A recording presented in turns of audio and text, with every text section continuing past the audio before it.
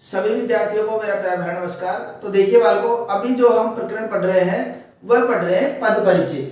और पद परिचय के अंतर्गत हमने क्या क्या पढ़ा कि पद के दो प्रकार कौन कौन से, विकारी और अविकारी, ये दो प्रकारों का हमने अध्ययन किया, विकारी और अविकारी। और विकारी के अंतर्गत हमने जो भाग बताए हैं वह बताए संज्ञा, सर्वनाम, विशेषण और क्रिया।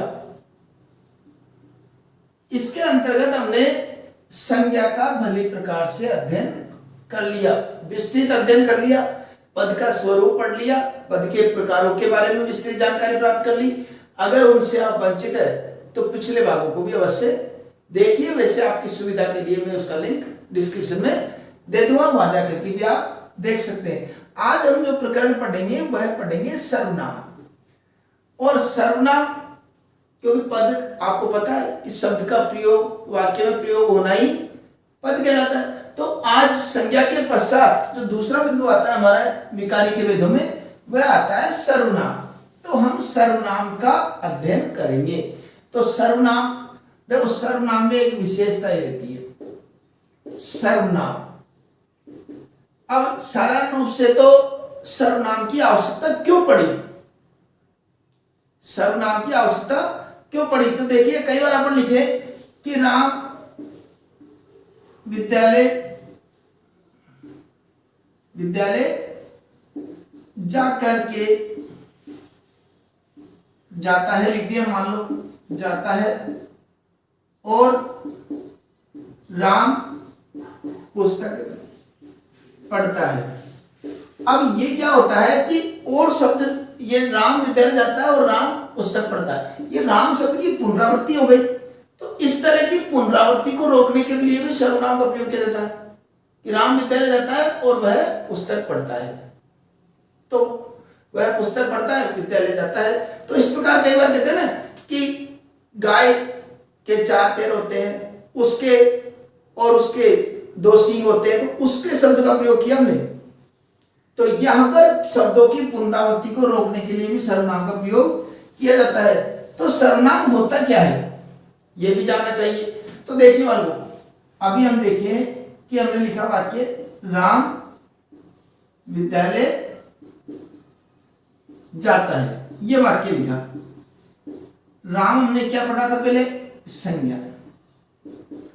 अगर इस संज्ञा को हटा करके और यहां पर ये लिख दिया जाए वह विद्यालय जाता है, तो किसको हटाया हमने, संज्ञा को। तो संज्ञा के स्थान पर जो शब्द लिखा हमने उसको क्या बोलेंगे, सर्वनाम। तो संज्ञा के स्थान पर प्रयुक्त होने वाले शब्दों को सर्वनाम कहते हैं, ये इसकी परिभाषा होती है। तो परिभाषा क्या बताई कि संज्ञा के स्थान पर प्रयुक्त होने वाले, काम आने वाले शब्दों को सर्वनाम कहते हैं। लिख देता हूं चलो आपकी सुविधा के लिए। संज्ञा के स्थान पर प्रयुक्त होने वाले शब्दों को सर्वनाम कहते हैं। ठीक है, यह तो हो गया सर्वनाम। अब सर्वनाम के प्रकार कितने होते हैं, क्योंकि सर्वनाम हम समझिए होता क्या है। अब सर्वनाम के प्रकारों की बात करते हैं। तो सर्वनाम के प्रकार कुल कितने होते हैं, कुल सर्वनाम के प्रकार होते हैं 6। और उन 6 प्रकारों के नाम मैं यहां लिख देता हूं पहले, कि जैसे पहला आता है पुरुषवाचक। पुरुषवाचक, अभी इनको विस्तार से हम पढ़ने जा रहे हैं एक एक। पुरुषवाचक के पश्चात यहां पर दूसरा हम लिख देंगे निजवाचक। निजवाचक तीसरा लिख देंगे प्रश्नवाचक, और संबंधवाचक, इसके अलावा पांचवा निश्चयवाचक और छठे नंबर पर लिख देंगे अनिश्चयवाचक। अनिश्चयवाचक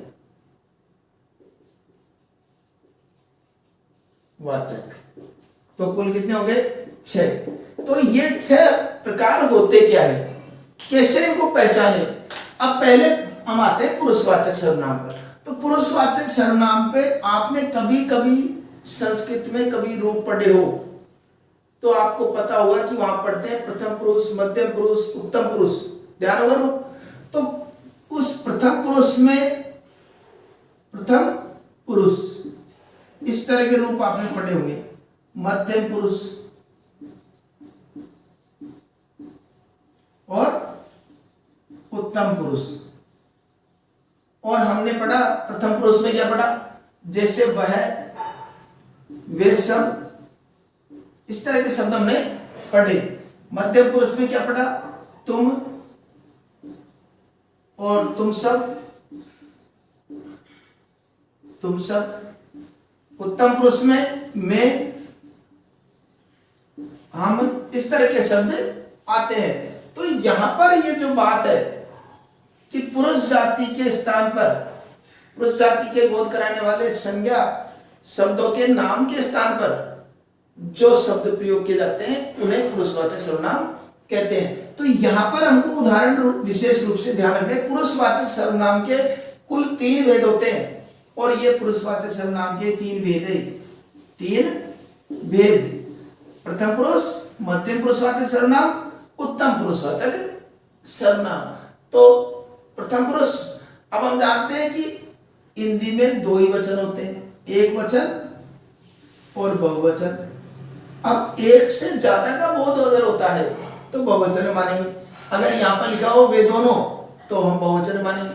तो ये सब शब्द इसमें आते हैं। अगर इस तरीके के शब्द आपको कहीं पर दिखते हैं तो आप निसंकोच होकर के लिख देना कि पुरुषवाचक सर्वनाम है। वाक्य जरूर हम देख लेंगे, वाक्य में प्रयोग हुआ है, जैसे वह बाजार जाता है, इस तरीके का कोई प्रश्न आ गया और पूछा वह क्या है, तो वह पुरुषवाचक सर्वनाम है।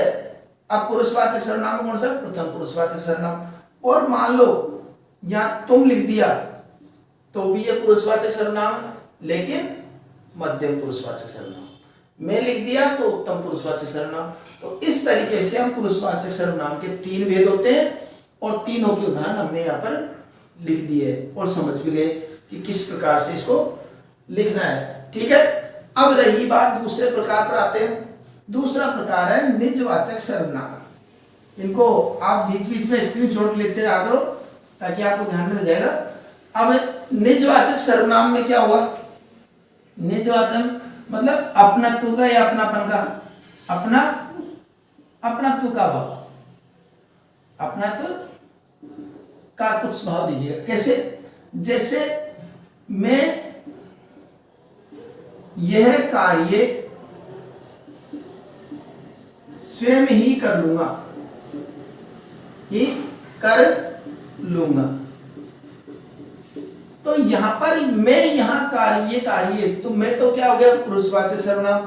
और यहां पर स्वयं ही कर लूंगा, स्वयं का मतलब अपना नाम न बोल करके उसने स्वयं लिख दिया, तो ये निजवाचक सर्वनाम में आएगा। स्वयं, ऐसे आप ही कर लूंगा।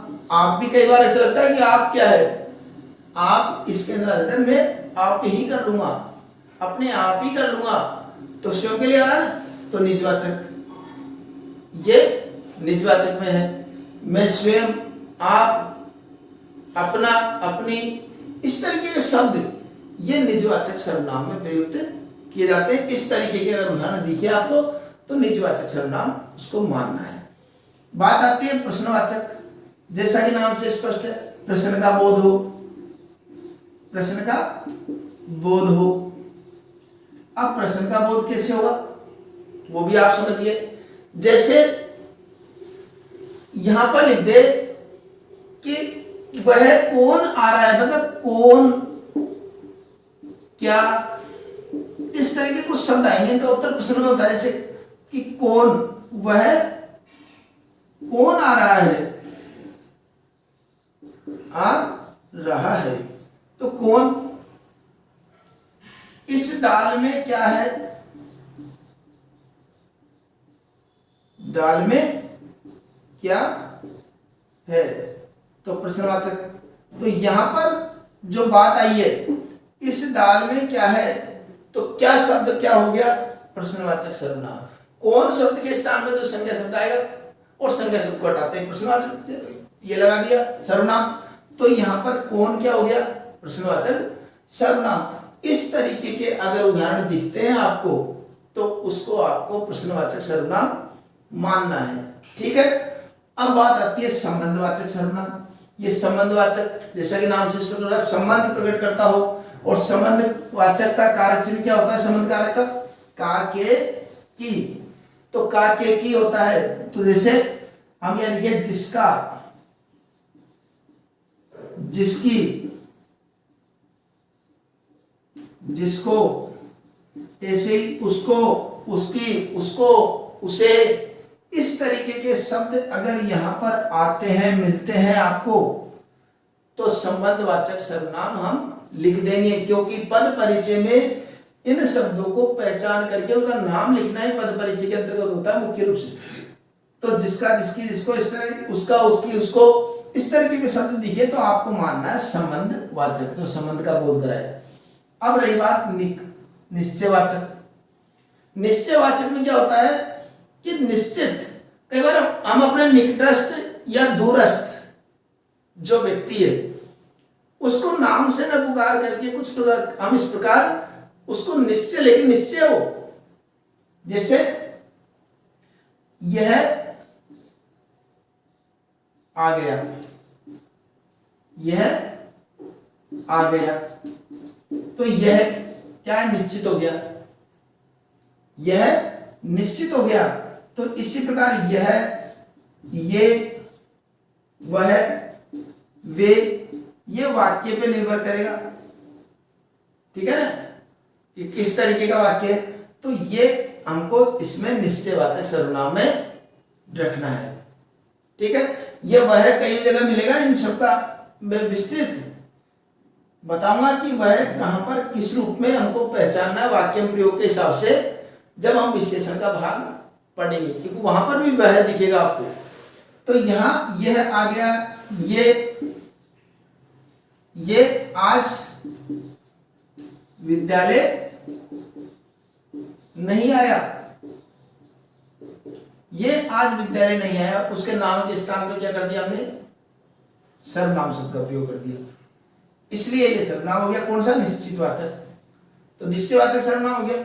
इसी प्रकार अनिश्चयवाचक सर्वनाम में क्या होता है उसको भी आप देख लीजिए। अनिश्चयवाचक सर्वनाम में क्या होता है उसको भी आप जानकारी प्राप्त कर लीजिए कि अनिश्चय, जैसा कि नाम से स्पष्ट है, अनिश्चितता रहती है। वहां कोई है, कोई, कोई का मतलब किसी का नाम हो सकता है, एक नाम नहीं बोला, निश्चित भी नहीं है कौन है। तो इस तरीके की कोई, दाल में कुछ है तो कुछ, इस तरीके के शब्द निश्चयवाचक में आते हैं। तो यहां पर कोई, कुछ, अनिश्चय का भाव प्रकट हो रहा है, इसलिए अनिश्चयवाचक सर्वनाम में ये आते हैं। अब कुल मिलाकर के किस किस प्रकार के उदाहरण हमने देखे, वो मैं एक बार आपकी जानकारी एक साथ लिख देता हूं, जिससे हमको ध्यान आ जाएगा कि पुरुषवाचक के हमने पढ़े थे 3 भेद। तीनों भेद में जैसे उदाहरण आएंगे हमारे सामने, वह, वे सब, इस तरह के, वे सब, तुम सब। ठीक है, मैं, हम, इस तरीके के शब्द आएंगे पुरुषवाचक में। निजवाचक में आप, स्वयं, अपना, इस तरीके के, अपने आप, अपने आप लिख दो।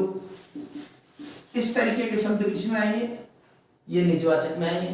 प्रश्नवाचक में कौन, क्या, कहां, इस तरीके के शब्द इसमें आते हैं। संबंधवाचक में जिसका, जिसकी जिसके जिसको ऐसे ही उसका उसकी उसके जो भी है वो भी लिख देंगे हम।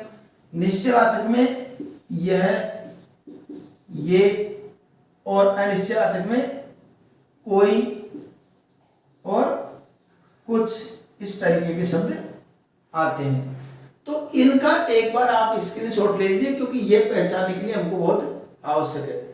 इससे हम पद परिचय आसानी से दे सकते हैं। तो सर्वनाम की हमको ये पूरी जानकारी हमको प्राप्त हो गई ऐसा मेरा मानना है। और फिर भी कोई समस्या है तो कमेंट बॉक्स में जाकर आप पूछ सकते हैं। मैं निश्चित रूप से प्रयास करता हूँ सबका समाधान करने का। तो इसी के साथ हमारा इस सर्वनाम का प्रकरण समाप्त होता है। अगला जो प्रकरण रहेगा हमारा वो रहेगा पद परिचय के अंतर्गत विकारी के जो भेद होते हैं विशेषण, उसका हम बारीकी से अध्ययन करेंगे। इसलिए बने रहिए हमारे साथ। मिलते हैं विशेषण वाले भाग में। तब तक के लिए धन्यवाद।